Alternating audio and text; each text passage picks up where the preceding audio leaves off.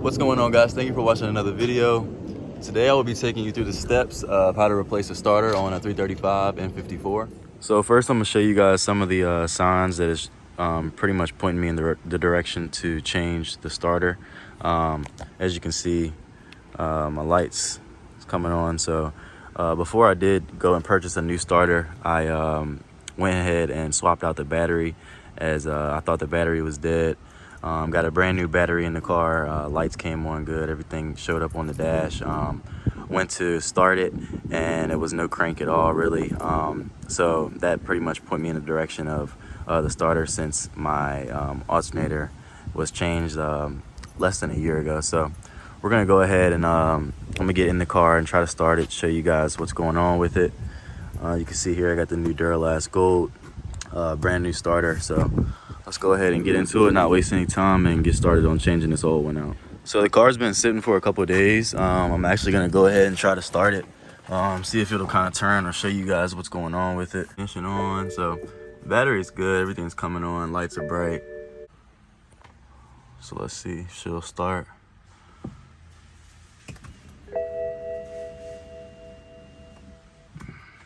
Nope. Try again.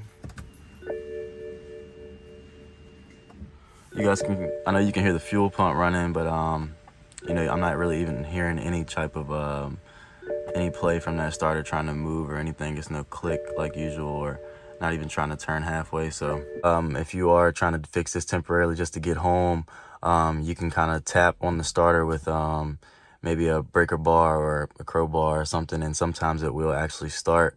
But I'm gonna go ahead and get into just trying to go ahead and disassemble the starter itself and go ahead and put the new one in. So let's get into that. So first you want to go into the trunk to disconnect the battery, so you're not touching anything hot up front. So I'm gonna go ahead and take off the negative terminal, just hold it back so we have no power running through anything. So like I said, I'm gonna go ahead and start by taking this off. Pretty much easy process, a couple screws on both sides.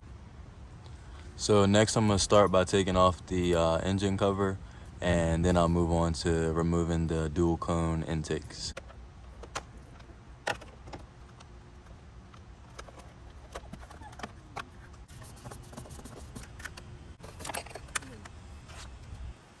So now I'm gonna take off the brake line, put that to the side, and we're gonna come over here and get this vacuum hose that's connected to the intake manifold. Slide that right off, bring that back up top and lay it to the side. So next we're gonna start by removing the charge pipe. It's gonna be this clamp right here. Just take a flathead and pry up.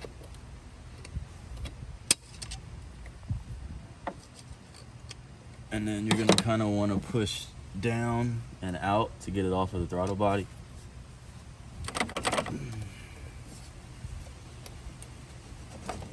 Twenty minutes later. Okay. Just be careful not to break this T-map sensor down here on the back end of your charge pipe. You gotta remove that before pulling everything out. And you're gonna come here on the top side and just remove one set of your couplers, so you can remove it from the lower charge pipe. So then once you have everything free, you can go ahead and remove that out. So now I'm gonna work on taking the T-map sensor off. T-map sensor pulled down, it was just a tab. You just lift up and should be able to pull it straight down. I got it off of the throttle body. I've got this coupler loosened up, so I'm gonna be able to just slide it right off of this lower charge pipe and take everything out.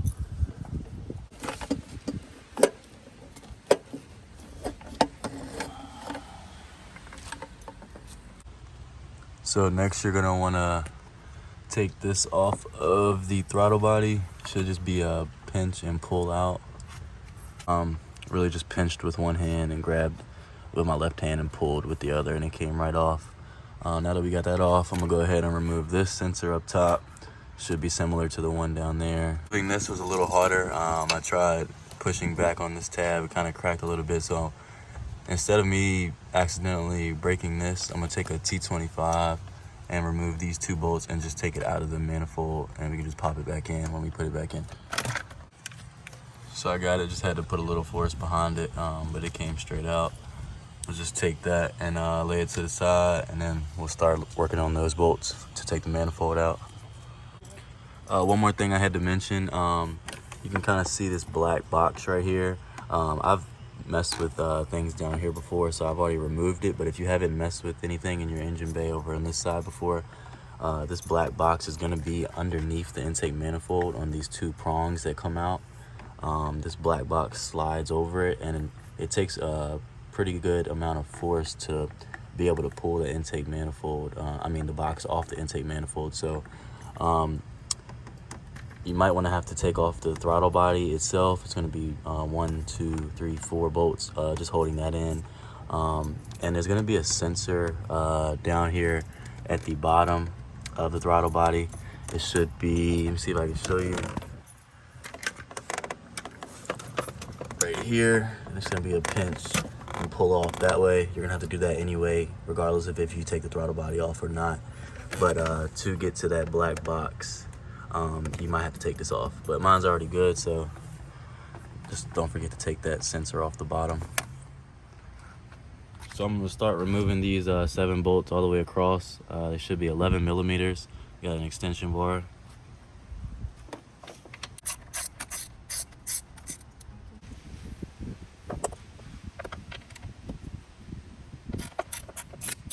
Seven, so 1, 2, 3, 4, 5, 6 nuts, and then 1 long screw, all 11 millimeters going across. You want to remove this oil sensor. Just grab a flathead and then pop that off. Move that to the side, and then the only trouble you're gonna have here is just trying to wiggle it off of these things sticking out. Make sure you don't want to pull any wires when doing this, so make sure you pull all your wires back, and then we're gonna start shifting it off.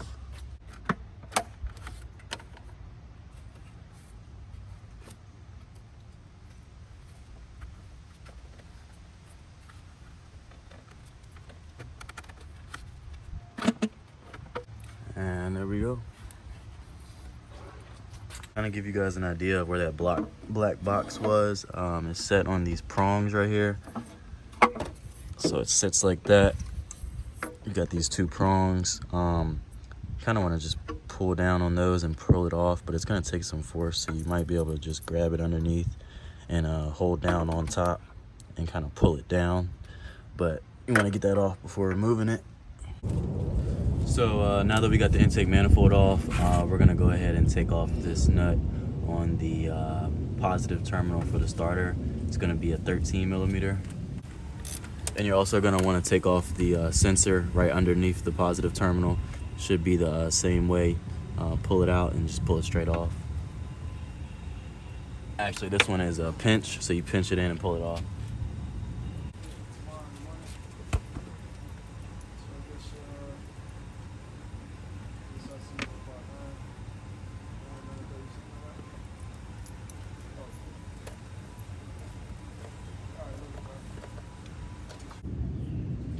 So now that I got the positive terminal off the starter, moved it over to the side, moved all the wires out the way so I can have clearance to get into this screw right here. It's actually an external Torx that you're gonna need. I don't have that, so I'm using a 10 millimeter. Hopefully I'm gonna get it on there good enough to not strip it. But what I did was I got the 10 millimeter and I grabbed the breaker bar, slid it over that, and got it down there. So I'm gonna try to work on removing that without stripping it.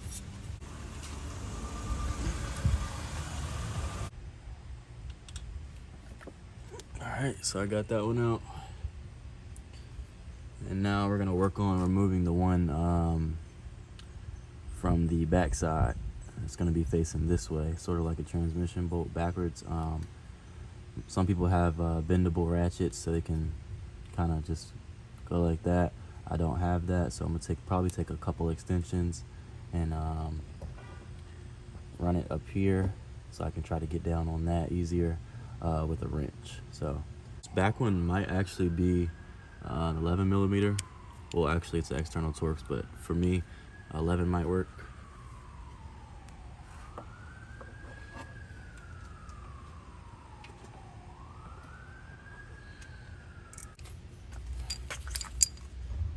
So what I ended up doing was, it ended up just being a 10. Kind of got behind it, as you saw, and just had to crank it all the way out until it backed off the starter. So now that those 2 bolts are removed, it should be able to just come straight out.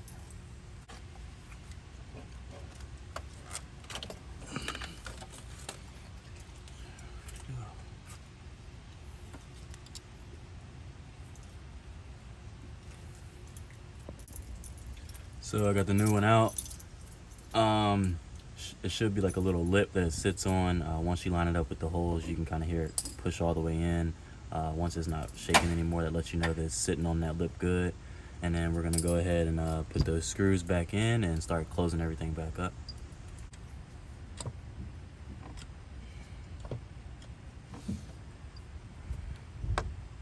I think I'm gonna start off with that back bolt since it was the harder one. Kind of get it in there, and so it'll sit up in its correct position. So I'm gonna go ahead and put that back in.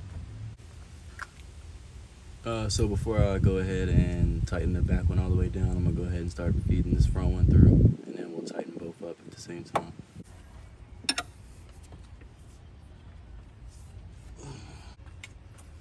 All right, so I got both screws tightened in, holding the starter in place.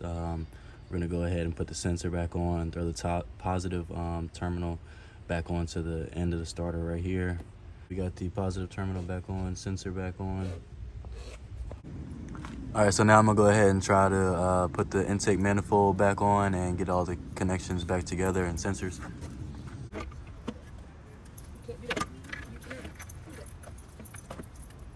The nuts to hold the intake manifold back in. And when you're tightening these down, I'm gonna do the screw, and then I'm gonna do the backside nut and kind of go interchangeable like that, so we get it flush without kind of seesawing a little bit. All right, now that we got the intake manifold back on, we're gonna go ahead and start plugging the sensors and connectors back in.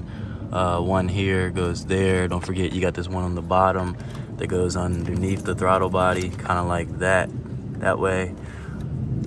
Then we're gonna go ahead and start putting the charge pipe back in and finish her up.